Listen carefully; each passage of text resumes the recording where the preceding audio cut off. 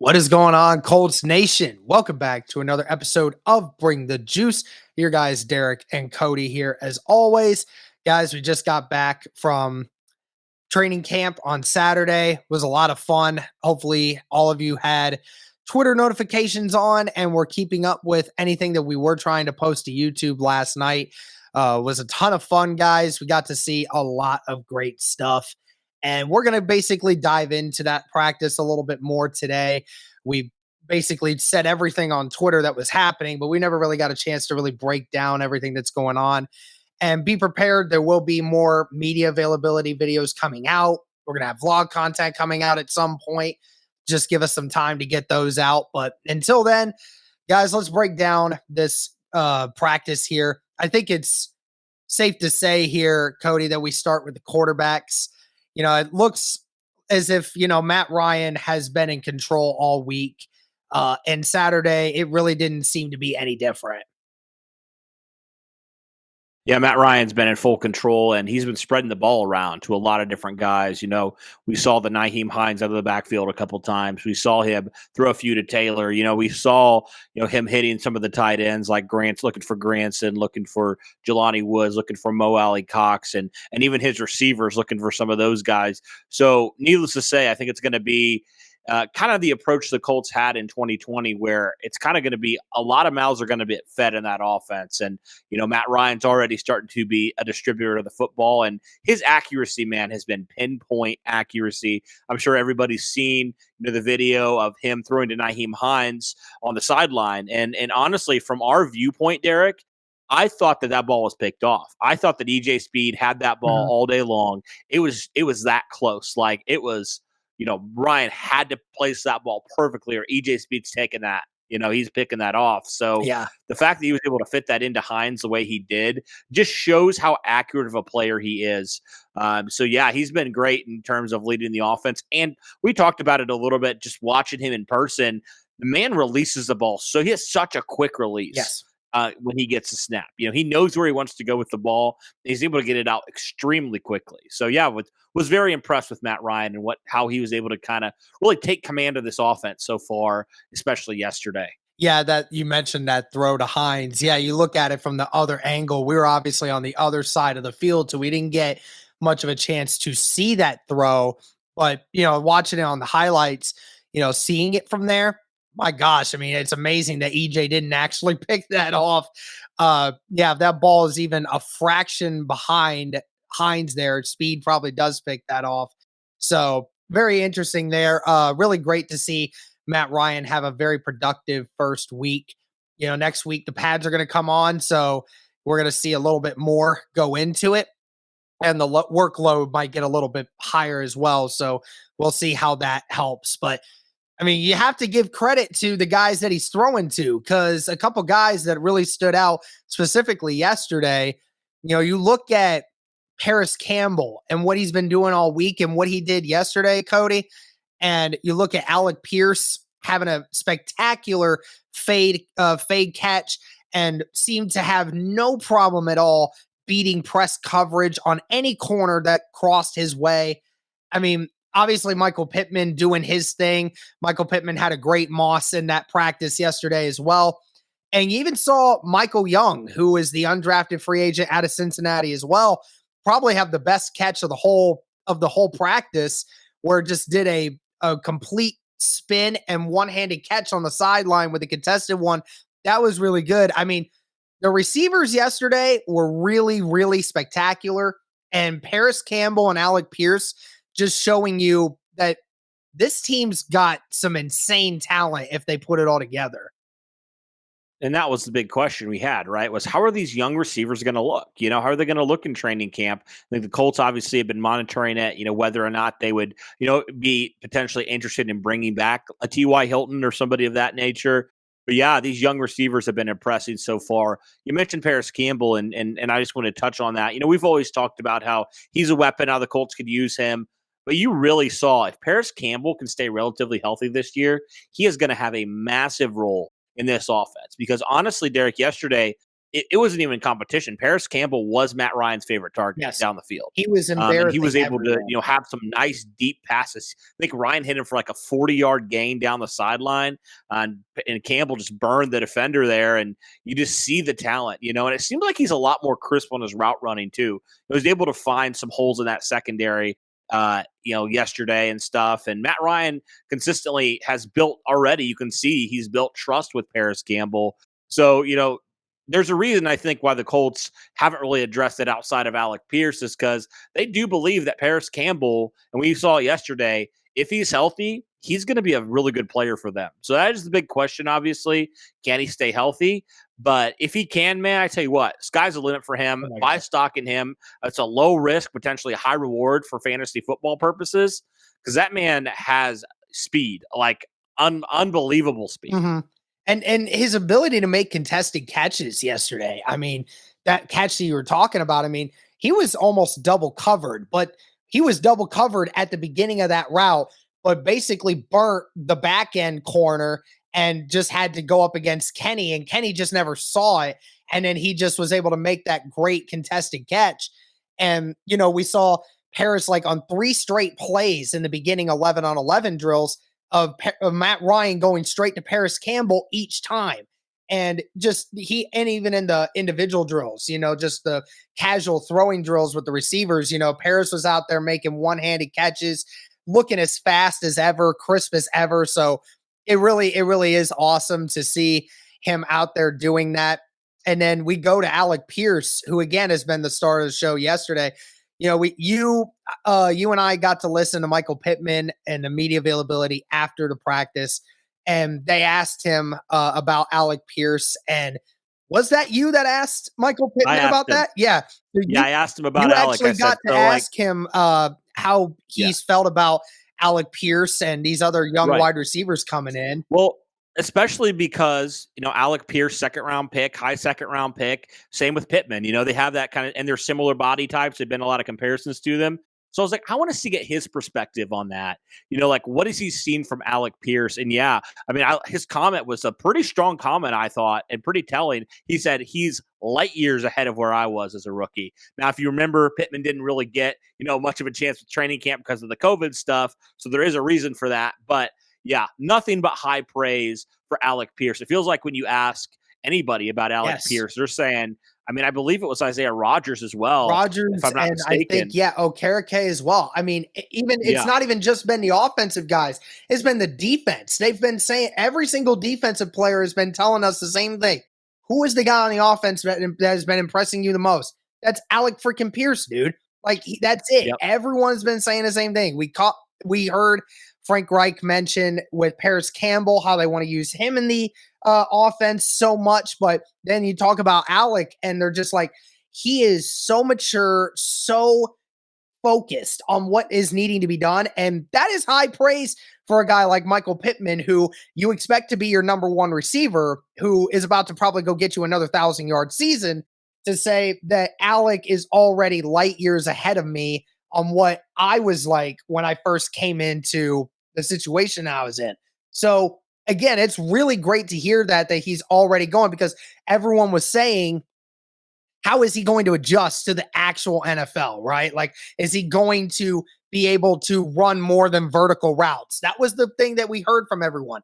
And Cody, he beats man coverage or press coverage every single time. Everyone was wondering, like, he's tall, obviously, he's fast. How physical is he going to be? How is he about getting off of the line? If people try to stick him a little bit. Guys, he in press coverage every time, he beats his man.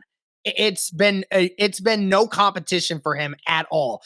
Obviously, we all saw the highlight from Gilmore blocking that one pass to him where Alec ended up burning him at the beginning of that route. And it wasn't just verticals yesterday. I mean, he was doing slants. He was doing in routes, corners trying to force him outside. He cut back inside and be able to get, and he had a slant. He had a slant where I think it was either Rodgers or Chesley that was guarding him, and they pressed him outside. He just shrugged it so easily that the corner practically fell over, and he got that slant, and that was 20 yards before somebody ended up touching him again. Like, that's Yeah. the kind of thing I'm hoping to see from Alec Pierce when the pads start going full. But if he continues to keep doing that, Alec Pierce, man, oh my gosh, you could legitimately see him as a potential offensive rookie of the year, the way he's been balling out in practice. And it's been so good for him to play against really, really good corners, right? To play against the Stephon Gilmores early in camp, to play against the Isaiah Rodgers, the Kenny Moores, get more of that experience against really good corners that we would say at their peak, are Pro Bowl, all pro players. So great to see him kind of starting to, be able to run with those guys. It's only going to help him down the stretch because they are going to be playing some really, really good, corners and DBs, down the stretch of the season. So for him to get those reps now, so valuable for him moving forward. I also wanted to give a shout out to Ashton Doolin as well. I thought he had a nice day as well. Really, those three receivers, I feel like have just been really, really good. And Frank Reich, he had his media availability before the players. And he even said Ashton has proven himself. He is going to be a big part of our offense this year. So you got to think, man, that, the top four, at least to me right now, they're pretty set in stone. What is the order? We don't know yet, but it seems like right now, all four of those guys are definitely going to be on the team and be big contributors this year. Oh, 100%. And going back to the media availability thing, when we talked about Isaiah Rodgers, he was over there. I think somebody asked him, like, how's it feel going up against these wide receivers every day? And he said, it's definitely a challenge for him and he enjoys it because looking at the size of Michael Pittman, of Alec Pierce, of all these tight ends as well. He's not very tall.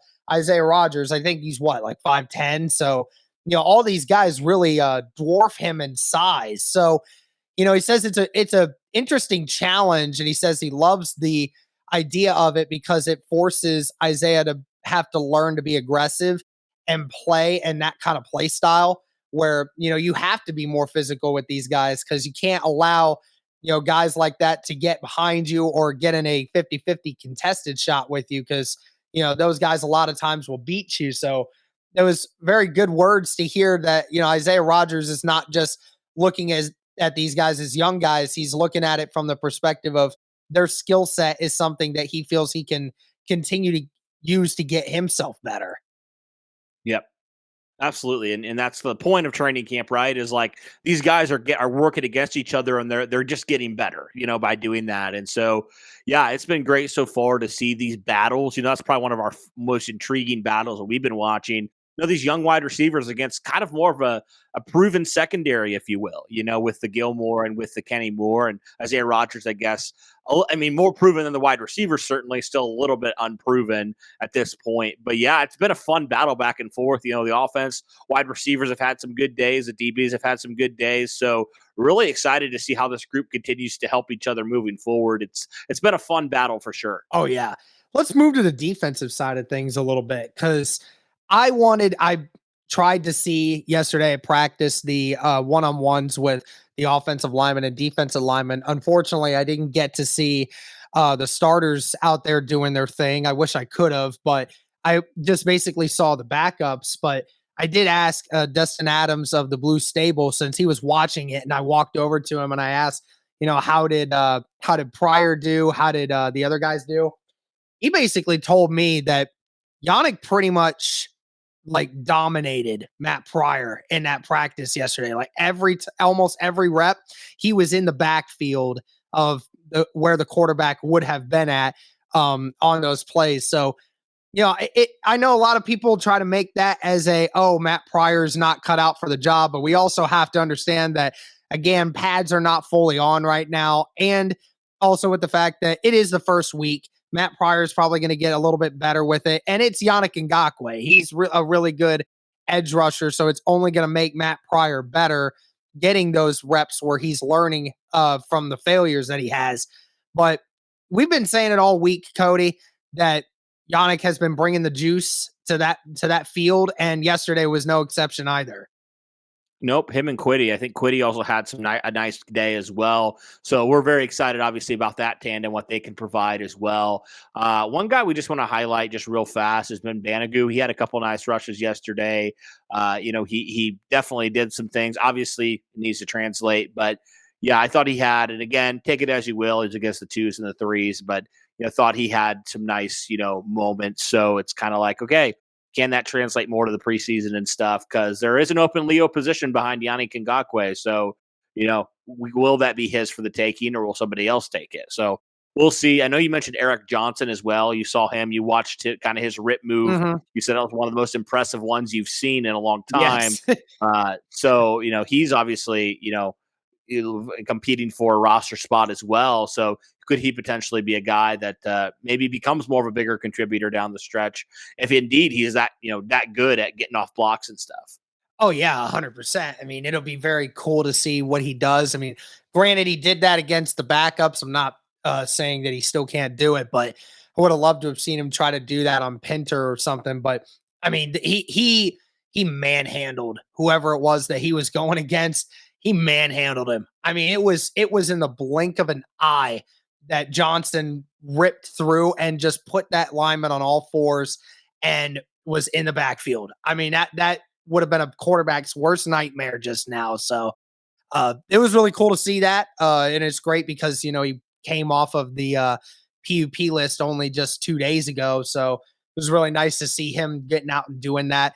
I think the secondary that we have to talk about, a couple guys that made some big plays. So Isaiah Rodgers, obviously, everyone was talking about the touchdown that he gave up to Alec Pierce earlier in that practice. But you look at it from, I think it was the next 3 times that they targeted him. He ended up forcing an incompletion on the next 3. So, responded very well to the blown coverage there on the last one. And then Nick Cross as well almost had another pick that practice. I think it was like the second throw of the 11-on-11 drills. Matt Ryan just slightly overthrew Pittman, and Pittman had to go defensive there to prevent Nick Cross from getting that ball. So Nick Cross, again, showing that he's got some good ball hawking skills. Yeah, he's a good player. He's a good player. I'm very excited to see. Does he get more of a look, at the strong safety position? We all, and myself included, thought, oh, no, it's Rodney McLeod's probably going to get it. But, hey, Nick Cross, I think, has been impressive so far. So excited to see kind of what he, if he can continue. Once the pads come on, obviously things are different. So, can he, can that translate, I guess, to full pads? Yeah, and I think another guy that we didn't really talk about yesterday that I honestly think for the tight end position, I think honestly for me the best looking tight end yesterday was Drew Ogletree. And I think Ogletree had a couple of pretty nice catches across the middle of the field. Looked perfectly at home there, and I think somebody asked about Jelani about Drew Ogletree and about I think it was Nate Atkins that asked him, like, with 2 rookie tight ends coming in, is there like a competition between the 2 of them, or is there something like that? He said, yeah, there is a little bit, but he said that he views Drew Ogletree like a brother, like another brother that he never had. But he said it was funny because he has 2 older brothers, but says that, Drew is like another one that I didn't even know that I had. So those 2 have formed a really special bond. And it does make me wonder if they will keep 4 tight ends, Cody, because, I think people have been asking that question because, rounding out the rest of that roster, it's really tough that, Drew Ogletree has really been, taking advantage of the few opportunities that he's had versus, like someone like Granson who, Granson's had a couple catches in training camp, but you and I saw like the ones where Granson had a chance to like really explode and make a big impact play, he drops it. So, it's a possibility that, those drops can come back to haunt you. And if you're fighting for a spot right now, Drew Ogletree is a name that we need to be keeping an eye out for. It makes more sense to me, to keep 4 tight ends as opposed to 6 wide receivers because Drew Ogletree's been kind of giving you at least so far. And like we say with everything, when pads come on, we'll see a lot more. It'll be a lot more revealing, but it seems like, yeah, he's been kind of impressive so far. So, I would rather honestly, and it's looking more like this. You keep 4 tight ends, you keep 5 wide receivers because you do have Nyheim Hines who can play, out wide and play in the slot and stuff. So you can do a lot of things there, and it just gives you more, big bodies and just the frame alone for Drew Ogletree is humongous. So I think it makes a lot of sense to keep 4 tight ends, especially like you mentioned, with Granson kind of struggling so far through camp. That it makes the Colts feel a little bit better. If he continues to struggle, okay, maybe Drew Ogletree gets an opportunity and could be your 3rd tight end. You never know. So it makes a lot of sense from that standpoint. I think the Colts, if it continues like this, I definitely think 4 tight ends is the route that they will go. But again, we'll see. It's only the first week. There's a lot that can happen. But yeah, so far, I think Drew Ogletree's been one of the more impressive rookies right now.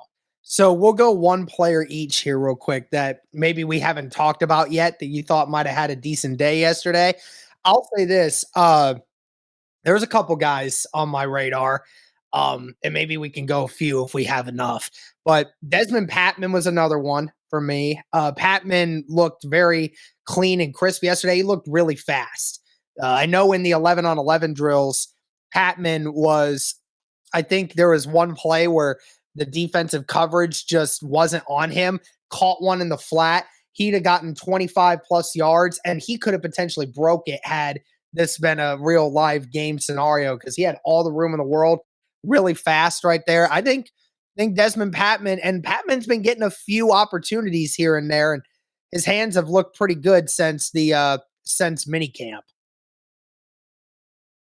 Yeah, was that your only guy you had? 'Cause I I had a had couple as well. Devontae Price as the other Okay. one. Devontae Price was the other one for Yeah. me. He looked Okay. good. He looked good. Yeah. I had a couple actually. I had Isaiah Ford, who I thought looks really Yeah. good. Was recently signed by the Colts, and then I also had Philip Lindsey. I thought he looked really good. You talked about his footwork. I think his footwork is phenomenal. He's very patient. He's not obviously not quite Marlon Mack in that way, but like I saw a play yesterday where he was very patient in the hole and waited for it to open up, and he got more yardage out of it as opposed to if he would have just tried to force his way through there. So I kind of like him. I like that veteran, kind of savviness that he brings to the role, potentially of that RB2, RB3, depending how you look at it. So those were a couple guys. I do think as well, I was kind of impressed by Kiki Kuti. He's had some nice catches down the stretch as well. More of that big play guy as well. A little bit smaller and things like that. Those were a couple guys that I was kind of impressed by. I think those guys were definitely some of these young wide receivers I think are making plays, which is exciting. And it's crazy. We've talked about how many of these young wide receivers that have gone out there and made plays. So, like I said, like 30 other times, when the pads come on, we will know a lot more about these guys. And right now, it's basically touch football. But when the pads come on, we'll see who's truly going to win some of those spots. But so far, man, it's been a lot of fun to watch, and there's a lot of guys that have been impressing, I think. Yeah, I think the last thing we could talk about for this, what we saw yesterday, was obviously that very scary moment that we saw with Gilmore and Alie-Cox. When that when that throw was thrown on the sideline, that ball was thrown into the ground, but Gilmore and Cox both went for it and they collided with each other. I think Gilmore took Cox's knee to the back, and that one really scared everybody in attendance. Cox got up practically right away, but Gilmore was down for a solid minute, and we are like, "Oh no, please God, don't let this happen." Yeah. And Yeah. thankfully, after like a minute of being down, he got back up. Trainers looked at him for a second, but then he was fine. 20 minutes later, was back on the field for 7-on-7s, doing all the drills the right way. So Gilmore seemed to be perfectly fine. Frank Reich also was asked about Alie-Cox's knee because Cox never returned back to the field. But they said that they don't expect it to be anything serious. Probably just going to keep him out for a few days this next week to make sure that knee doesn't act up or anything. But you got anything else, Cody, or did we cover everything there? No, I just think it was an awesome experience. I'm very, very thankful. We are very thankful to the Colts for giving us that opportunity. It was cool to meet some other content creators that were able to be down there. You already mentioned a couple, Destin, our buddy Zach as well, who was down there yesterday. And, Lawrence even Owen. being able to connect with some of the local media as well. It was kind of funny. There was, since it was the night practice, there was a couple national media guys there. Albert Breer was there, I believe it was. And then also Ian Rappaport stopped by. So it was just cool to see them kind of rub shoulders with them a little bit and definitely feel pretty official about it. Yeah. And it was cool to interact with a couple people who did recognize us and stuff. And guys, we're going to be back out there. I guess you'll be back out there one day, Derek. I'll be back out there another day. Yeah. Derek, I believe you're going next Sunday. So in a week, you'll be back out there. And then I'll be going in a couple weeks on a Tuesday. So Yep. Yeah, it was a great experience overall. I know we've been uploading a lot of content about it. There's a lot more to come. So, guys, be sure to check that out. If you're still watching this video, thank you guys so much. Really appreciate all your support. Be sure to hit that like button. Be sure to subscribe and all that stuff. Like Derek said yesterday in the stream, thank you guys so much for 12,000 subscribers. It does not quite seem real yet, but we will continue with the content, continue to build, and continue to grow together. Thank you, Colts Nation, for all your support. And that'll do it for this one, guys. As always, go Colts.